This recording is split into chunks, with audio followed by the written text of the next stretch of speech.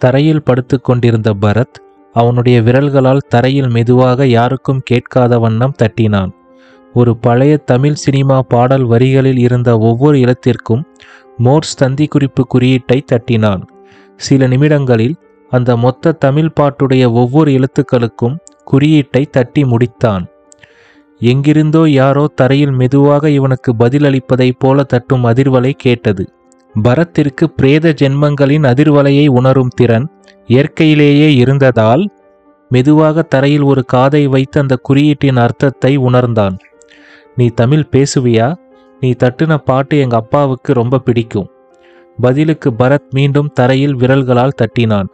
உங்க அப்பா சார்லஸ் சொல்லித்தான் உனக்காக இந்த பாட்டை நான் தட்டுனேன் என்றான். அதற்கு பிறகு பதில் வருவது நின்றுவிட்டது.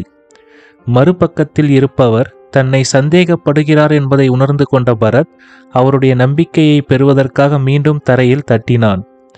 உங்க அம்மா உனக்கு வச்ச பேர் கிளாரா, ஆனா உங்க அப்பாவுக்கு தமிழ் மேல இருந்த ஈர்ப்பால உனக்கு வேதவல்லின்னு பேர் வச்சாரு. உனக்கு இப்ப 13 வயசு ஆகுது. மறுமுனையிலிருந்து இப்போது மீண்டும் தரையில் தட்டும் அதிர்வலை கேட்டது. எங்க அப்பா தான் இறந்துட்டாரே. எனக்கு உங்க அப்பாவை நல்லா தெரியும். உங்க அப்பா தான் இந்த ஆய்வுக்கூடத்தோட டிசைனை உருவாக்குன லெபார்டரி ஆர்கிடெக்ட் மற்றும் தலைமை விஞ்ஞானி. அவர் இங்க இருந்து தப்பிக்கிற எல்லா வழியையும் உன்கிட்ட மட்டும்தான் காட்டியிருக்காரு. ஆனா உனக்கு காது கேட்காது, வாய் பேச வராது. உன்னை எப்படியாவது இங்க இருந்து காப்பாற்ற சொன்னாரு. எங்க அம்மாவும் இங்க தான் மாட்டிக்கிட்டு இருக்காங்க. இப்படியே இரவு முழுவதும் இவர்களின் உரையாடல் தொடர்ந்தது. மறுநாள் காலை தரையில் படுத்திருந்த பரத்தை தட்டி எழுப்பினான் அங்கிருந்த காவலாளி. பரத் எழுந்து அவனுடைய காலை கடன்களை முடித்துவிட்டு வந்தான். அவனுக்கு உண்பதற்கு பிரெட் ஆம்லெட் தந்தார்கள். அதை பார்த்த பரத் வெறுப்பாக, டேய், உங்களுக்கு முட்டையையும் ரொட்டியையும் விட்டா ஒரு மண்ணும் தெரியாதாடா என்றான். அடுத்த சில நிமிடங்களில் சாப்பிட்டு முடித்த அவனுக்கு உடுத்திக்கொள்ள பாக்கெட் இல்லாத சட்டையும் ஒரு பேண்ட்டையும் தந்தார்கள். அவனுடைய 2 கைகளையும் முன்பக்கமாக சேர்த்து அவன் உடுத்தி இருந்த ஆடைக்குள்ளேயே பிணைத்தார்கள். பிறகு அவனை ஒரு பெரிய தொழில்நுட்ப அறைக்குள் அழைத்துச் சென்று ஒரு நாற்காலியில் அமர வைத்தார்கள். 2 நிமிடங்கள் கழித்து அவனுக்கு எதிரில் இருந்த சுவர் மெதுவாக விலகியது. அந்த அறை ஒரு கண்ணாடி தடுப்பால் 2ஆக பிரிக்கப்பட்டிருந்தது. மறுபக்கத்தில் காயத்ரி, மைத்ரேயி, பெஞ்சமின் இருந்தார்கள். அவர்களுடன் இன்னும் சில வெளிநாட்டுக்காரர்கள் இருந்தார்கள். பரத் சில நாட்களுக்கு முன் லைவ் மீட்டிங்கில் சந்தித்த ஆல்வினும் அங்கு இருந்தான். Hello Bharat, how was your breakfast? மயிறு மாதிரியே இருந்துச்சு. அவன் பரத்தின் கோபத்தை சட்டை செய்யாமல், ஓகே லெட் ஸ்டார்ட் என்றான். காயத்ரி திரையில் பரத் பற்றிய வீடியோக்களை ஒளிரவிட்டு விளக்கம் அளிக்க ஆரம்பித்தாள். இடையிடையில் மைத்ரேயை குறுக்கிட்டு அவன் ஆன்மாக்களுடன் பேசும்பொழுது அங்கு ஏற்படும் அதிர்வலைகளின் மாற்றங்கள் பற்றிய குறிப்புகளை வழங்கி கொண்டிருந்தாள். சுமார் 2 மணி நேரங்களுக்கு மேல் விவாதங்கள் நடந்து கொண்டிருந்தன. பரத் தலையை தொங்க போட்டபடி தூங்க ஆரம்பித்தான். உறங்கிக் கொண்டிருந்த அவனை அவ்வப்போது தட்டி எழுப்பிய அருகில் இருந்த காவலாளி, யூ ஆர் நாட் லிசனிங் என்றான். உடனே பரத் கடுப்பாக, டேய் நாசமா போறவனே, என்னை பத்தின வீடியோவை நான் பார்த்து தெரிஞ்சுக்கிறதுல என்னடா புரோஜனம் என்று புலம்பினான். 3 மணி நேரங்களுக்கு பிறகு அனைவரும் அந்த அறையை விட்டு சென்றனர். அந்த காவலாளிகள் பரத்தை பொதுவான இடத்திற்கு அழைத்துச் சென்று அவனுடைய கைகளை அவிழ்த்துவிட்டு அவன் பிறருடன் பேசுவதற்கு வசதியாக சற்று தள்ளி போய் நின்றனர். அங்கு வந்த மைத்ரேயி பரத்தை பார்த்து, என்ன அப்படி தூங்குற? நைட்டெல்லாம் தூக்கமே இல்லையா என்றாள். இல்லை மேம், ரூமுக்கு வர்ற ஹீட்டரை கூட கட் பண்ணிட்டாங்க. பெட்டை தரையில் போட்டு அவங்க கொடுத்த பெட்ஷீட்டை போத்திக்கிட்டு தான் தூங்க ட்ரை பண்ணேன். ஆனால் சுத்தமாக தூக்கம் வரல. மேம், இங்கே ஏதாவது இட்லி, பொங்கல், அட்லீஸ்ட் உப்புமாவாவது கிடைக்குமா? நேற்று நைட்லேருந்து வெறும் பிரெட் ஆம்லெட் தான் கொடுக்குறானுங்க, அதுவும் 2 ஸ்லைஸ் தான் என்றவனை பார்க்க பாவமாக இருந்தது காயத்ரிக்கு. சரி பரத், சீக்கிரம் போய் உனக்கு அந்த டேபிள் மேலே இருக்கிற சாப்பாட்டை சாப்பிட்டுட்டு வா. மதியம் இன்னொரு மீட்டிங் இருக்கு. மைத்ரேயி சொன்னதை கேட்டு ஆவலுடன் அங்கு சற்று தள்ளி இருந்த டேபிளை நோக்கி ஓடினான் பரத். அங்கு சென்றவுடன் அவனுடைய முகம் வாடிவிட்டது. அந்த டேபிளின் மீது ஒரு பிளேட்டில் ஆறிப்போன பிரெட் ஆம்லெட் வைத்திருந்தார்கள். கோபத்துடன் திரும்பி மைத்ரேயையும் காயத்ரியையும் தேடினான். அவர்கள் ஒரு மூலையில் இருந்த பஃபட் மெனுவில் அவர்களுக்கு பிடித்ததை எல்லாம் எடுத்து அவர்களுடைய பிளேட்டில் வைத்து கொண்டிருந்தார்கள். பரத் மனதிற்குள் கோபமாக, நீங்க நாசமாத்தான் போவீங்க என்று சொல்லிக் கொண்டான்.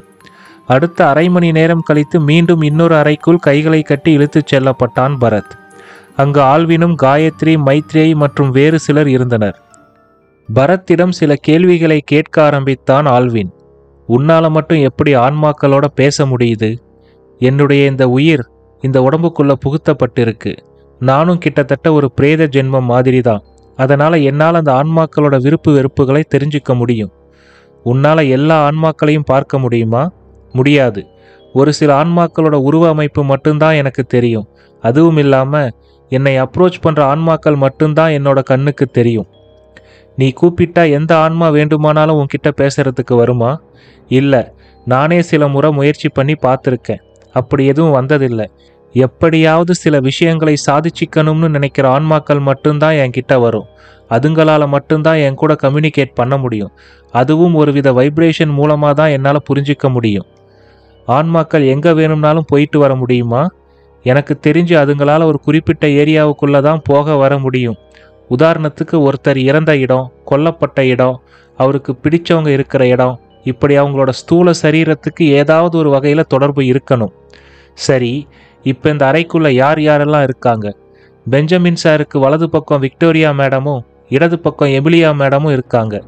ஆனால் பரத் மைத்ரேயிக்கு அருகில் சார்லஸ் நின்று கொண்டிருந்ததை பற்றி சொல்லவில்லை. யூ மீன் எங்க அம்மாவும் பாட்டியுமா என்று கேட்ட ஆல்வின் வாய்விட்டு சிரித்தான். அவங்க ஏதாவது உன்கிட்ட கம்யூனிகேட் பண்ணாங்களா? ஏதாவது சொல்ல வந்தாங்களா என்று கேட்டுக்கொண்டே பரத்திற்கு அருகில் வந்தான். நீங்க மைத்ரேயி கொடுத்த டேட்டாவை யூஸ் பண்ணி ரிவர்ஸ் ஆப்டிக்கல் கண்ணாடி ரூமுக்குள்ள நிறைய ஆன்மாக்களை reverse radio magnetic frequency barricade மூலமாக அடைச்சி வச்சிருக்கீங்களா? அது சூட்சும விதிகளுக்கு எதிரானதுன்னு சொல்கிறாங்க. இயற்கையை எந்த சக்தியாலும் ஜெயிக்க முடியாதுன்னு சொல்கிறாங்க. இதை கேட்ட ஆல்வின் சிரித்து கொண்டே, அதுவும் உன்கிட்ட சொல்லிட்டாங்களா என்றபடி ஒரு வீடியோவை ஓடவிட்டான். அந்த வீடியோவில் ஒரு பெரிய கண்ணாடி அறை தெரிந்தது. அந்த கண்ணாடி அறைக்குள் ரிவர்ஸ் ரேடியோ மேக்னெட்டிக் ஃப்ரீக்வன்சி பேரிகேட்டால் சிறைபிடிக்கப்பட்ட ஆன்மாக்கள் சுற்றி கொண்டிருந்தன. அந்த வீடியோ ஓடி முடிந்த பின், இதெல்லாம் அந்த கிறுக்கு பொம்பளைங்க உயிரோடு இருந்தப்பவே என்கிட்ட அடிக்கடி சொல்லிக்கிட்டு இருந்த விஷயம்தான்.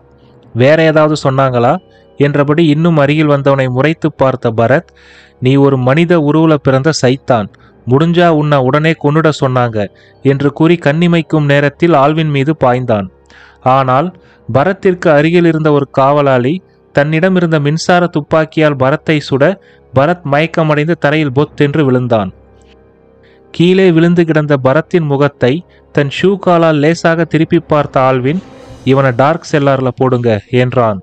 ரோட்டில் அடிப்பட்ட நாயை இழுத்து கொண்டு போவதை போல பரத்தின் ஒரு காலை பிடித்து இழுத்து கொண்டு போனார்கள். அதை விக்கித்து போய் பார்த்து கொண்டிருந்தார்கள் மைத்ரேயியும் காயத்ரியும்.